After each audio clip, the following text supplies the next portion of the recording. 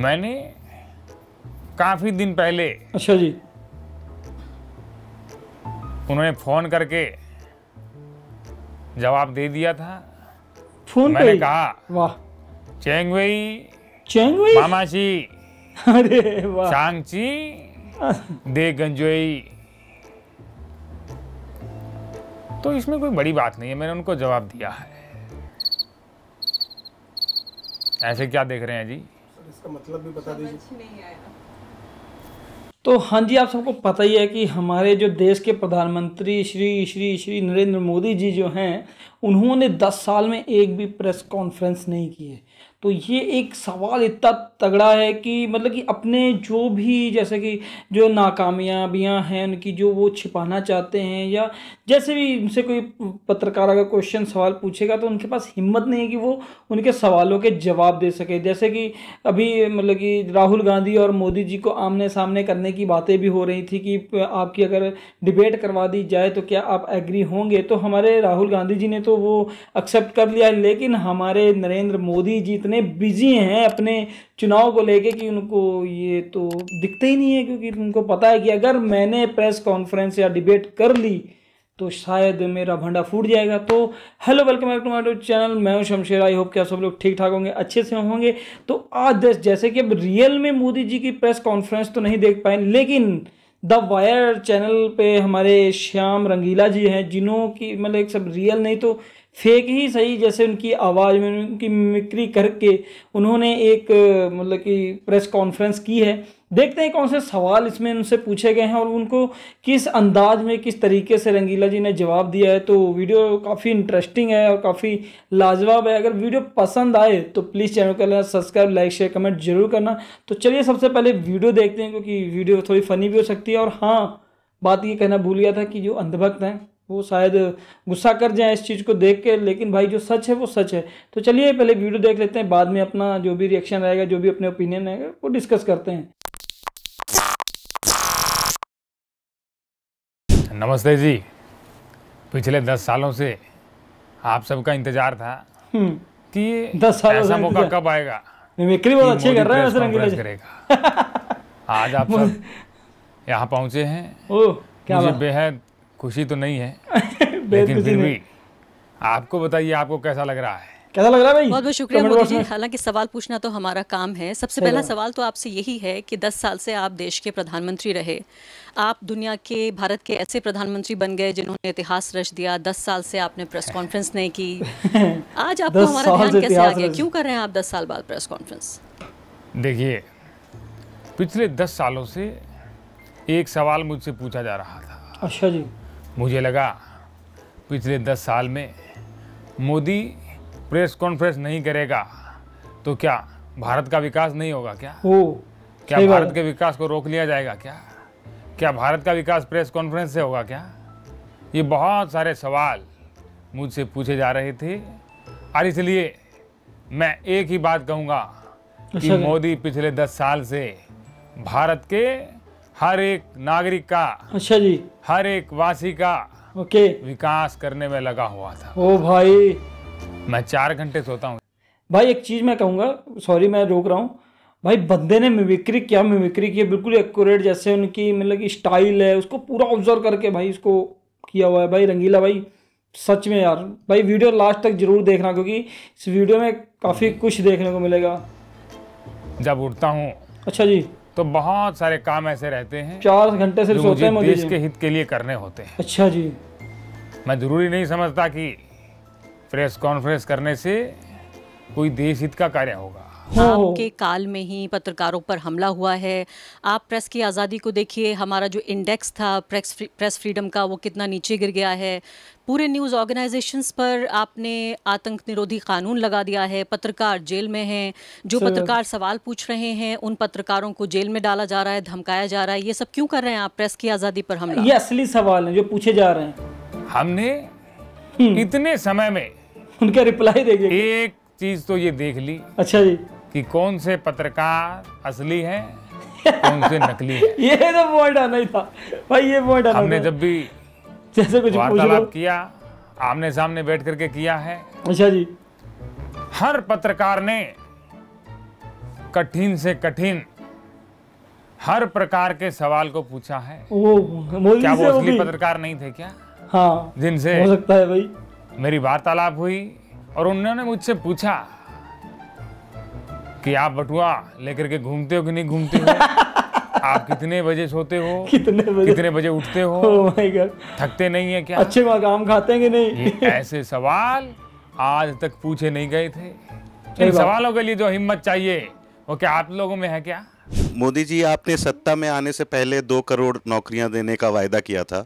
उस हिसाब से अगर देखा जाए तो 10 साल में 20 करोड़ नौकरियां आपको देनी चाहिए थी। वो 20 करोड़ नौकरियां कहाँ हैं? क्या युवाओं को वो नौकरियां मिली? आपने देशवासियों से पूछा है क्या?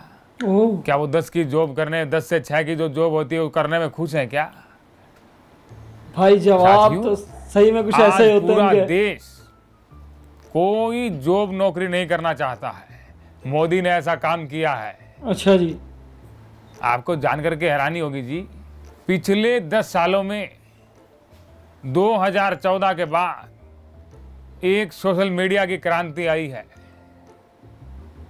और उस क्रांति में चाहे बच्चा हो, चाहे जवान हो, अच्छा जी, चाहे बूढ़ा हो, हर कोई रील बनाने में लगा हुआ है। भाई लाजवाब यार, मैंने देखा, जबरदस्त रंगीला जी। पिछले दिनों तो एक चाय वाला बड़ा मशहूर हुआ, उससे जाकर के पूछिए क्या वो पढ़ा लिखा है क्या वो रोजगार मांगता है क्या वो नौकरी मांगता है क्या? लेकिन मोदी ने उसे 2014 के बाद ऐसी चीजें प्रोवाइड करवाई। अच्छा जी। देश में या तो रील बन रही है या रील देखी जा रही है। सर नमस्कार, आपने कहा था कि काला धन की काट करेंगे और काले धन पर लगाम लगाएंगे और फिर जब वो वापस आ जाएंगे तो उसमें 15-15 लाख लोगों को बांट दिए जाएंगे। अच्छा जी। लेकिन तमाम आंकड़ों के हिसाब से सारा धन वापस नहीं आया है। पूरी एक्टिंग हाव भाव ऐसे क्या कर रहे हैं। जिम्मेदारी लेते हैं कि 15 लाख रुपए के नाम पर लोगों को छला गया? देखो सेम अगर करते, अगर ये क्वेश्चन रियलिटी में होता ना, सेम ऐसी होता है वो भी। देखिए ऐसा है, कैमरा चल रहा है क्या? बंद कर दीजिए थोड़ा इसको। ये वैसे ही वार्तालाप करते हैं। क्या मैं आपको 15-15 लाख अभी दे दूं तो क्या ये बीच में सवाल डिलीट हो सकता है क्या? ये आगे ना पूछा जाए। ऐसे आपको अगर ऐसे चाहिए तो मैं कर देता हूँ। ये थोड़ा सा सवाल बहुत पुराना सवाल है और इससे भाई लाजवाब है यार, बहुत पीड़ा भी होती है।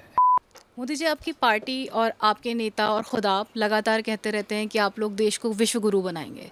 ये विश्व गुरु का कॉन्सेप्ट क्या है और आप कैसे साबित करोगे कि भारत विश्व गुरु बन गया है? ये हुआ ना सवाल। देखिए, अरे मोदी आपको बताएगा विश्व गुरु कैसे बना भारत। मोदी ने जिस दिन मैं प्रधान सेवक बना उसी दिन मैंने ये ठान लिया था कि भारत को विश्व गुरु बनाना है। भारत के किसी न किसी नागरिक से दुनिया का कोई भी व्यक्ति कुछ सीखे। अच्छा जी। और इसलिए आज 2024 आते आते मुझे ये कहने में बहुत खुशी होती है। अच्छा जी। पिछले कुछ सालों पहले मेरे मित्र बराक ने मुझे कहा था। अच्छा, बराक, कि मोदी तू तो बहुत काम करता है रे, तू तो विश्व गुरु बना करके ही दम लेगा। और आज जब बिल भारत आया, बिल गेट्स की बात कर रहा हूं, मेरा तो पुराना यार है। बिल जब भारत आया था तो मैंने बिल को बताया था कि बिल, अगर इस समय में जीना है, अगर इस समय में उठ खड़ना है, अगर इस समय में चर्चा का विषय बनना है तो एक मैं तुम्हें सिखाता हूँ। बिल ने बड़ी हैरानी से पूछा कि मोदी ऐसा क्या है जो तू मुझे सिखाएगा? अच्छा जी। मैंने कहा वो एक चाय वाला बहुत मशहूर है। बिल बोला तुमसे भी मशहूर है क्या? मैंने कहा वो बहुत मशहूर है। बिल जब जाकर के उसके साथ वीडियो बनाई, लाजवाब यार, बिल के सारे रिकॉर्ड टूट गए। और बिल ने कहा मोदी तूने हमें बहुत अच्छा सिखाया है। और बिल कोई छोटा व्यक्ति नहीं है जी। अच्छा जी। पूरे विश्व में भारत का डंका बजा और आज गर्व के साथ हम कह सकते हैं कि पूरी दुनिया को हमने सिखाया है कि किस प्रकार से वर्तमान में जिया जा सकता है, किस प्रकार से रीलें बनाई जा सकती है, किस प्रकार से वीडियो बना करके चर्चित रहा जा सकता है। और आज पूरी दुनिया हमें देख रही है और पूरी दुनिया वीडियो बनाना सीख रही है, कंटेंट क्रिएट कर रही है और दुनिया कह रही है मोदी जी आपसे बड़ा कंटेंट क्रिएटर सिखाने में हमें कोई नहीं है। क्या ये विश्व गुरु नहीं बना है क्या भारत? सही भाई, बन गया। मोदी जी ये बताइए कि विश्व गुरु की बात तो चलिए आपने जो भी जवाब दिया वो दिया कि हम रीलों के विश्व गुरु बन गए हैं, लेकिन ये बताइए कि आप जब आए थे सत्ता में, आप कांग्रेस पार्टी के भ्रष्टाचार से मुक्ति दिलाना चाहते थे, गरीब लोगों को आप अमीर बनाना चाहते थे, आपने कहा हवाई चप्पल पहनने वाला हवाई जहाज़ में उड़ेगा। अब ऐसा लगता है हवाई जहाज़ का किराया इतना हो गया है कि हवाई चप्पल खरीदने के ही पैसे बचेंगे। अब जो खाई बढ़ गई है अमीर गरीब के बीच की, आपके जो परम मित्र हैं, 2 लोग खासकर कारोबारी मित्र, उनमें से एक के यहाँ शादी होती है तो आप बाकायदा डोमेस्टिक एयरपोर्ट को, जो बड़ा ही संवेदनशील एयरपोर्ट है, उसको आप इंटरनेशनल बना देते हैं। हद तो ये हो गई मोदी जी, ऐसा भारत के इतिहास में कभी नहीं हुआ कि आपने एयरफोर्स के लोगों को वहाँ बिल्कुल कर्मचारियों की तरह लगा दिया एक कारोबारी की शादी में। जब मैं ऐसे सवाल सुनता हूँ, ऐसी बातें सुनता हूँ, तो मुझे बहुत पीड़ा होती है। मोदी जिस दिन, सही बात है यार, क्या है यार ये, पूरे देश का प्रधानमंत्री बना, उसी दिन मैंने कहा था वसुधैव कुटुंबकम, पूरा देश हमारा परिवार है। अच्छा जी, हर देश का वासी हमारा परिवार का हिस्सा है। तो क्या अगर परिवार के किसी व्यक्ति की शादी हो भाई तो उसमें क्या जबरदस्त रिप्लाई यार, परिवार के सारे सदस्य कार्य नहीं करेंगे क्या? मुझे आपसे जरा जवाब चाहिए जी। क्या आपके घर में शादी होगी तो क्या परिवार अलग से बैठेगा क्या? क्या आपके घर में शादी होगी तो कोई कार्य नहीं करेगा क्या? कोई पाकिस्तान से लोग आते क्या? कोई चाइना से लोग आते क्या? कोई बांग्लादेश से लोग आते क्या? किस प्रकार की क्या सोच? हर देश का नागरिक उस शादी में वीडियो देख करके खुद को सम्मिलित पा रहा था। हो भाई वाह। और जिस आप जो एयरफोर्स के लोगों की बात कर रहे हैं, जो गए थे उन्होंने तो बहुत वहां पर मनोरंजन किया। अच्छा जी। जो नहीं गए थे उन्होंने मुझसे बोला कि जी हमसे क्या गलती हो गई थी जी, हमें भी भेज देते। अरे वाह। तो ये पूरे एक परिवार में मैं हिस्सा मानता हूँ। मोदी जी, आप राष्ट्रवाद पर लोगों से वोट मांगते नजर आते हैं हमेशा ही, लेकिन हम देख रहे हैं कि जो चीन है वो लगातार अपना अतिक्रमण बढ़ाता जा रहा है। अक्षय चीन क्षेत्र हो, अरुणाचल प्रदेश हो या दक्षिण जो चीन सागर है, उसे वो अपने क्षेत्र में शामिल करके एक नक्शा तक उसने जारी कर दिया आधिकारिक तौर पर, और आपकी सरकार सिर्फ लाल आंखें दिखाती रह गई। इस पर आप क्या कहेंगे? देखिए, कुछ बातें ऐसी होती है अच्छा जी जो प्रेस कॉन्फ्रेंस में नहीं की जाती। अच्छा जी। लेकिन अब 10 सालों में पहली प्रेस कॉन्फ्रेंस है तो मुझे करनी भी पड़ेगी। मैंने काफी दिन पहले, अच्छा जी, उन्होंने फोन करके जवाब दे दिया था। फोन मैंने पे? कहा वाह, चेंगवेई मामाशी, अरे वाह, चांगची दे गंजोई। तो इसमें कोई बड़ी बात नहीं है, मैंने उनको जवाब दिया है। ऐसे क्या देख रहे हैं जी? इसका मतलब भी बता दीजिए। देखिए, आपको समझ नहीं आया? मैंने तो पहले ही कहा था कि जो जिस भाषा में समझेगा मैं उसको उसी की भाषा में जवाब दूंगा। तो ये चाइना की भाषा थी, आपको कैसे समझ आएगी? मोदी जी, आपने इस बार नारा दिया है आपकी बार 400 पार, लेकिन अगर आप चुनाव हार जाते हैं तो क्या मतलब सियासत से संन्यास ले लेंगे, राजनीति छोड़ देंगे? प्लान क्या है आपका? देखिए, अब की बार 400 पार की बात हो रही है और मोदी का एक ही नारा आज तक फेल नहीं हुआ है। अच्छा जी। मोदी ने अगर बोला है अब की बार 400 पार, तो ये मोदी की गारंटी है। अच्छा जी। और गारंटी पूरी करने के लिए मोदी कुछ भी कर सकता है। लेकिन फिर भी 2 चरणों के चुनाव के बाद थोड़ा मुझे भी ऐसा लगने लगा कि अब उम्र हो गई है तो थोड़ा विश्राम चाहिए। 4 घंटे से ज़्यादा सोया जा सकता है। तो ऐसा ही होगा कि अगर कुछ ऐसा नहीं हुआ तो हमारा क्या है, मोदी तो फकीर आदमी है जी, झोला उठा करके चल देंगे। अभी अगर आपसे कुछ और मुझे चीज़ें साझा करनी है या आपको मुझसे कुछ पूछना है तो अभी पूछ लीजिएगा, क्योंकि इसके बाद प्रेस कॉन्फ्रेंस शायद फिर मैं करूं नहीं। प्रेस कॉन्फ्रेंस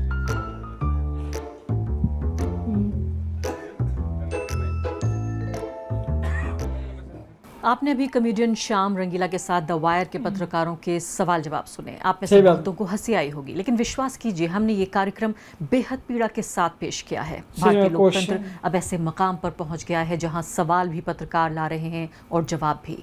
100 वर्षों में पहली बार, 700 वर्षों में पहली बार, 1200 वर्षों में पहली बार। नरेंद्र मोदी को यूं तो इतिहास बनाने का बड़ा शौक है, लेकिन वो अपने पीछे एक ऐसी विरासत छोड़ के जाएंगे जैसा पहले भारत के इतिहास में किसी नेता ने नहीं किया। मोदी भारत के अकेले ऐसे प्रधानमंत्री बन गए हैं जिन्होंने अपने कार्यकाल के 10 वर्षों में एक भी प्रेस कॉन्फ्रेंस नहीं की। मोदी भारत के अकेले ऐसे प्रधानमंत्री बन गए हैं जिन्होंने ऐसे किसी भी पत्रकार को इंटरव्यू नहीं दिया जो असल मायनों में पत्रकार हो या उनकी सरकार का आलोचक हो। सही मायनों में देखें तो दुनिया के सबसे बड़ी आबादी वाले देश और सबसे बड़े लोकतंत्र के प्रधानमंत्री ने 140 करोड़ लोगों के नेता ने पिछले 10 साल में एक भी सवाल का सामना नहीं किया। मोदी को गुमान है कि वो तमाम लोकतांत्रिक जवाबदेही से बच सकते हैं क्योंकि उन्होंने हिंदू मन में मुसलमानों के प्रति इतनी घृणा भर दी है कि इस नफरत ने उनके अंदर का नागरिक मार दिया है। पत्रकारों के सवालों का जवाब न देना दिखाता है कि नरेंद्र मोदी के भीतर अहंकार कूट कूट कर भरा है। पत्रकारों के सवालों का जवाब न देना दिखाता है कि मोदी लोकतंत्र और लोकतांत्रिक परंपराओं का सम्मान नहीं करते। पत्रकारों के सवालों का जवाब न देना सिर्फ पत्रकारों का नहीं, उस जनता का भी अपमान है जिसने उनको इस पद पर बिठाया जहां वो और उनकी पार्टी सत्ता की मलाई चाट रहे हैं। पत्रकारों के सवालों का जवाब न देना दिखाता है कि मोदी लोकतांत्रिक माध्यम को सीढ़ी बनाते हैं लेकिन तानाशाही तमन्नाएं रखते हैं। 2002 में बीबीसी को इंटरव्यू में मोदी से पूछा गया कि आपको कोई पछतावा तो नहीं, तो उन्होंने कहा हाँ है जरूर, मैं मीडिया को ठीक से मैनेज नहीं कर पाया। मुख्यमंत्री मोदी को यह पछतावा रहा होगा लेकिन प्रधानमंत्री मोदी को हरगिज नहीं। आज़ाद पत्रकारिता का दमन कैसे किया जाए, आज़ाद पत्रकारों का गला कैसे दबाया जाए, इस कला में मोदी रूस के व्लादिमीर पुतिन, टर्की के एर्दोआन को भी मास्टर क्लास दे देंगे। एक तरफ वो गुलाम मीडिया है जो डबल शिफ्ट कर रहा है, एक शिफ्ट में मुस्लिम विरोधी नफरत बेचकर देश को गृह युद्ध के मुहाने पर ले आया है, तो दूसरी शिफ्ट में सरकार की बीन बजाता है। आखिर में बचे कुचे वो पत्रकार जो अपनी जान पर खेलकर आप तक खबरें ला रहे हैं। सपोर्ट बनता है। इस कार्यक्रम में हास्य का इस्तेमाल कर पत्रकारों की इस पीड़ा को उजागर करने की हमने एक छोटी सी कोशिश की है। मैं देख रही हूँ शेयर करिएगा भाई इस वीडियो। एक आंख में पानी आ गया है, लोकतंत्र के जनाजे पर बहाने के लिए काफी होगा। तो ये थी आज की वीडियो भाई। द वायर वालों ने मतलब कि अपनी जो पत्रकारिता की एक पीड़ा है उसको दिखाने के लिए भाई उन्होंने एक जैसे रंगीला जी का एक हाथ से मतलब कि वो हैं जिसके माध्यम से उन्होंने मोदी जी की मिमिक्री करवा के जो 10 साल में क्वेश्चन जो मोदी से पूछने थे वो इनसे पूछ के एक ओरल सा लिया गया है कि हाँ किस तरीके के जवाब हमको मिल सकते हैं। तो आपने देखा कि जिस तरीके से मोदी भागते हैं मीडिया के सवालों से, उसी तरीके से उनको अगर इस तरह घसीट के लाया जाए तो उनके पास जवाब नहीं होंगे। तो ये सब देख के अगर आज भी अगर देश का नागरिक नहीं जागता है, मतलब अपनी वोट का सही इस्तेमाल नहीं करता है, तो भाई समझ लीजिए देश के हालात आपको पता ही है।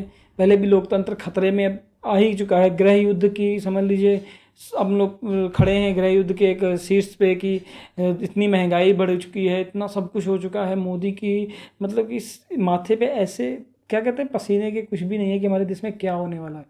भाई उसको तो बस अपना जब फ़कीर आदमी है वो तो सच में झोला उठा के चल देगा। अगर बाय द वे 2024 में अगर इलेक्शन हार गए तो सच में ये मुझे लग रहा है कि सच में झोला उठा के भाग जाएंगे। जैसे नीरव मोदी भाग गया, सब भाग गया, तो ये भी कहीं ना कहीं भागने की ताक में रहेंगे।